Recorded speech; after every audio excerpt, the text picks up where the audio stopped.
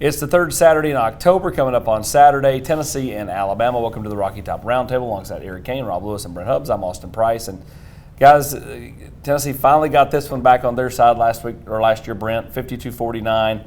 You can bet Alabama's going to be keyed up for this one. Yeah, and you can bet this one's not going to be 52-49 either. I think those two things are a given in this game. You know, this will be a hostile environment. I think the first question that you have to ask, guys, is where is Tennessee's ability to communicate and handle the road environment? Cooper Mays is back. That should help them. They didn't handle it last year in Athens, Georgia very well. How do they handle this in road environment on Saturday night? Yeah, that's the first question. I mean, after what we saw at Florida, going back to last year at Georgia, obviously the debacle at South Carolina, and you mentioned it, the X factor. How much difference does Cooper Mays make? Because, I mean, he wasn't there in Gainesville.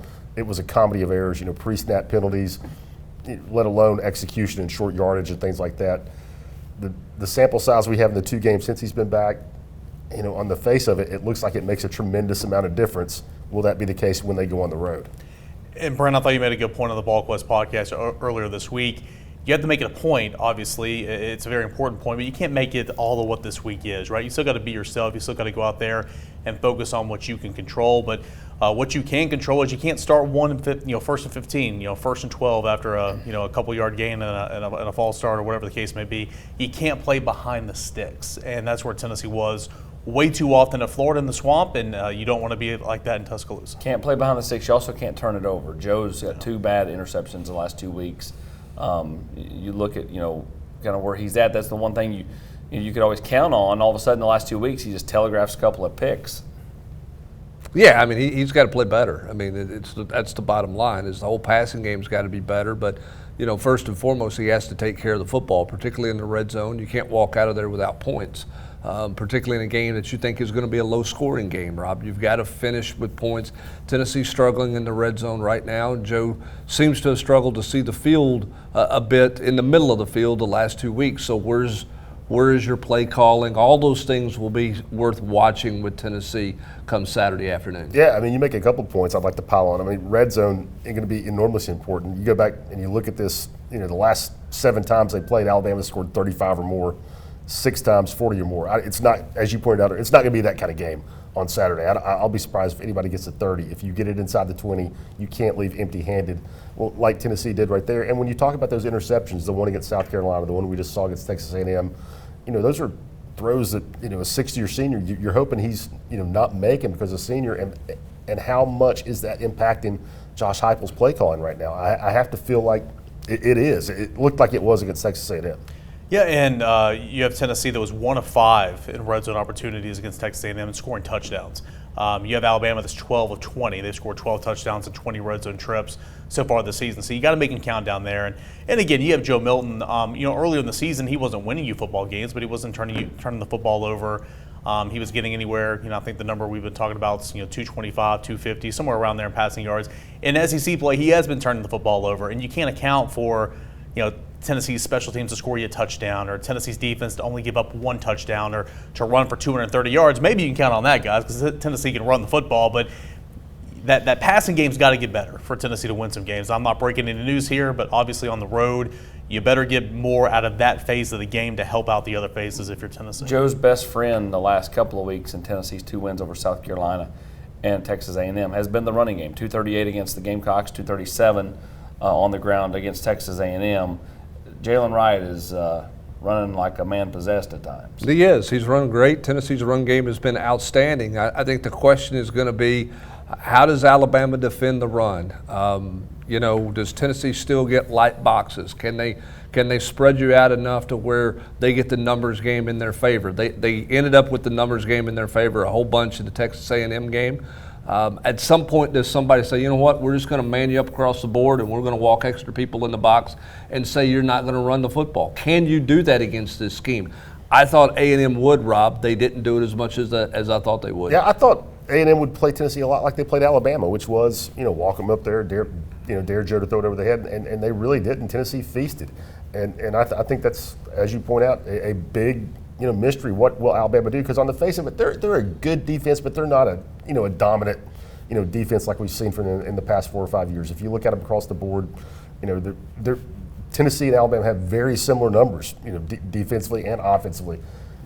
I feel like Tennessee's going to be able to run the ball with some success. I'll be surprised if they're able to come up with 230 yards. Joe's going to have to make some throws. Be careful. I said that going into last week. And look at it. But I think Alabama should do to Tennessee what Tennessee should do to Alabama. And again, that's saying, hey, you're not going to run the football on me. Your quarterback's going to have to earn it. And Jalen Milroe against A&M showed that he can connect, some passes down the field. We'll see what Joe Milton can do. But no matter what, we just saw it in the clip a moment ago. Austin, I think Joe Milton will have to have a factor with his legs. A couple design runs, like that option look the other game. Escapability and all that. But just to get the offense going a little bit, I think he's going to have to use his legs. And that's something they did in the second half. It looked good. It looked a whole lot better than him running out of bounds in the first possession of the football game. Yeah, I agree. I think his legs have to be a factor, even if it's just a handful of opportunities. I think he's got to do some things to kind of help out the running game, help out his passing game. Flip it to the other side, Brent, and Tennessee's defensive line continues to wreck people, as Josh Heupel would say. Yeah, they're fun to watch, and I mean it's a variety of people. Rob, if that's a sack of potatoes, it's the prettiest looking bag of potatoes Tennessee's played with up front in a long time. They're getting it inside, they're getting it outside with a lot of different bodies and a lot of different guys. Rodney Garner's got that group playing at an extremely high level. They'll have to be great again this week. They again get a freshman tackle, which is a nice matchup, but they're fun to watch up front. I think everybody thought they would be better. Nobody saw this coming. And James Pierce and Tyler Barron are fun to talk about. They're sexy. The sack numbers are gaudy, 6 and 5 respectively. But the interior, those guys, Omari Thomas, Bryson Eason, Omar Norman Lott when he's been healthy. Those guys have been kind of some unsung heroes. Elijah Mitchell, since he's returned. It's all working. And Barron and Pierce are getting all the hype, but without everybody around them doing their jobs, those guys aren't flashing like they are. You saw it just right there for Max Johnson. He got up and just kind of hung his head. He's like, again? Tennessee hit him so much, and we talk about it all the time. It's all tied in. This defensive front is really good this year, and guys, that secondary has played so much better. Well, that leads into my next topic, that because of the defensive front, that the secondary has been playing really well under Willie Martinez, and Gabe Giulali started to come on, and Kamal Haddon continues to play well. Yeah, they do. Now, they're going to get tested a little different in this game because Jalen Milroe will stand in the pocket, much like Max Johnson. He will take a hit, and Jalen Milroe's got an arm to stretch it all over the field. So Tennessee's going to get stretched, I think, vertically, Eric, unlike they've gotten stretched to this point. So you're going to have to be, as Willie Martinez said on Tuesday, you've got to play your coverage. You've got to do what your job is. You can't get caught peeking. That front's got to do things. But Milroe has shown the ability and the willingness to stand in there and take a big hit on a deep ball. Tennessee's going to have to find Burton in those deep shots. Yeah, not only that, too, if the play does break down, then he gets out of the pocket or whatever, something Bryce Young did so well. And Willie Martinez also said Jalen Milroe does well, keeping his eyes downfield. And it goes back to saying, play your coverage. Don't lose contain. Don't lose your coverage when things kind of go array a little bit, because he can make you pay. He's a dynamic quarterback. For Tennessee to get a win in this game, who are we talking about come Sunday morning? I'm not talking about one person. I'm talking about the front seven in general. Maybe that's a cop-out. But Alabama, there's only 4 teams in the SEC that average less than 4 yards per carry. Alabama's one of them. Make it tough for them to run. Put it all on Milroe. And, Texas A&M did that, and it didn't work out. But I think that's Tennessee's bet. Front seven, control the line of scrimmage, make Milroe make precise throws. I just got done doing a radio hit. I'm going to say the quarterback. Joe Milton's got to play better. Tennessee's passing game altogether, those receivers, along with Joe Milton, protect Joe Milton, Dallas Turner, Chris Baswell coming off the edge, those interior guys. It's going to be a challenge. But your quarterback's got to play better. That's got to be a bigger area of the game for this offense, bigger chunk of this yardage, especially communication as well in a hostile environment. So I'll go Joe Milton. Yeah, I'm going to go probably Jalen Wright. Now, I think you got to throw the offensive line in there, but Tennessee has to stay ahead of the sticks. They've got to run the ball effectively, so it's not all on Joe Milton on 3rd and long. They've got to be able to run the football effectively against Alabama. Alabama's linebackers are the best linebackers Tennessee's played. Jalen Wright's done a great job of yards after contact. Can he do that against the Dallas Turners and these linebackers that he's going to face? So I'll go Jalen Wright in that run game. I'm going to agree with Eric. I just think, I think Tennessee's going to be able to run it. Well, they'll be able to run it for 238. I don't know about that, but I think they're going to be able to run it. They'll have some effectiveness in the run game. But Joe Milton at some point is going to have to complete a pass on a 3rd down late in the game to move the sticks, put the game away, it will lead the team to a victory, however you want to spin it.